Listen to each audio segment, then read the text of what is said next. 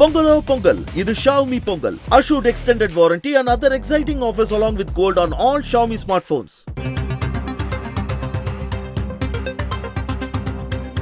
India கூட்டணியில் இருக்கும் கட்சிகள் ஆலோசனையில் ஈடுபட்டிருக்கின்றன.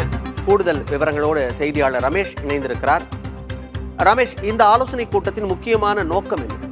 இந்தியா கூட்டணியுடைய 5வது கூட்டம் தற்போது காணொலி வாயிலாக நடைபெற்று வருகிறது. சென்னை ஆழ்வார்பேட்டையில் இருக்கக்கூடிய முதலமைச்சருடைய முகாம் அலுவலகத்திலிருந்து முதலமைச்சர் ஸ்டாலினும் திமுக எம்பி கனிமொழியும் பங்கேற்றிருக்கிறார்கள். அதே போல பாத்தீங்கன்னா தேசிய அளவில் திரிணாமுல் காங்கிரஸ் கட்சி, முலாயம் சிங் கட்சி உள்ளிட்ட பல்வேறு கட்சிகளும் பங்கேற்றிருக்கிறார்கள். அதாவது பாத்தீங்கன்னா பாட்னாவில் ஏற்கனவே நடைபெற்றது, பெங்களூர்ல நடந்தது, மும்பையில் நடந்தது. பாத்தீங்கன்னா இதெல்லாம் வந்து நேரடியாகவே வந்து போய் பங்கேற்றாங்க. இந்த முறை வந்து காணொலியில் நடைபெறுது. கடந்த டிசம்பர் மாதம் பாத்தீங்கன்னா டெல்லியில மீட்டிங் நடந்தது. அதில் கூட திமுக தலைவர் ஸ்டாலின் போய் பங்கேற்று வந்தாரு. இந்த நிலையில 5வது கூட்டம் காணொலி வாயிலாக நடைபெறுது. தொகுதி பங்கீடு, தேர்தல் வியூகம் உள்ளிட்ட பல்வேறு விஷயங்கள் குறித்து இதுல பேசப்பட்டு வருவதாக தகவல் வெளியாக இருக்கிறது.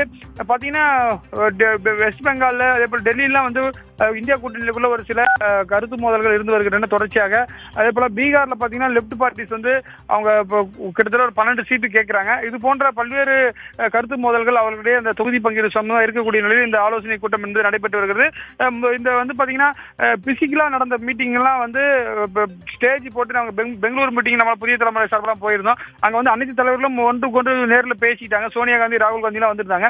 இப்ப வந்து பாத்தீங்கன்னா காணொலியில அங்கங்கே அவருடைய மாநிலத்திலிருந்து பங்கேற்றிருக்காங்க.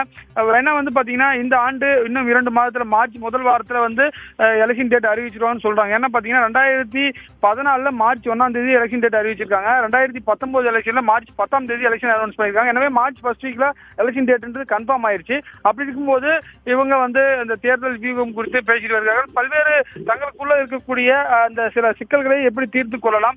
பாத்தீங்கன்னா எந்த கட்சி இப்ப வந்து பாத்தீங்கன்னா தமிழ்நாட்டை பொறுத்தவரைக்கும் அங்க மாநில கட்சி தான் அங்க வந்து நல்ல ஒரு ஸ்ட்ராங்கா இருக்காங்க. எனவே அவங்க தலைமையில காங்கிரஸ் உள்ளிட்ட தேசிய கட்சிகள் இணைந்து செயல்படணும். அதே போல பாத்தீங்கன்னா பீகார்ல நிதிஷ்குமார் கட்சி ஸ்ட்ராங்கா இருக்கு. அவங்களுக்கு கீழே வந்து காங்கிரஸ் கட்சிகள் ஒர்க் பண்ணணும்.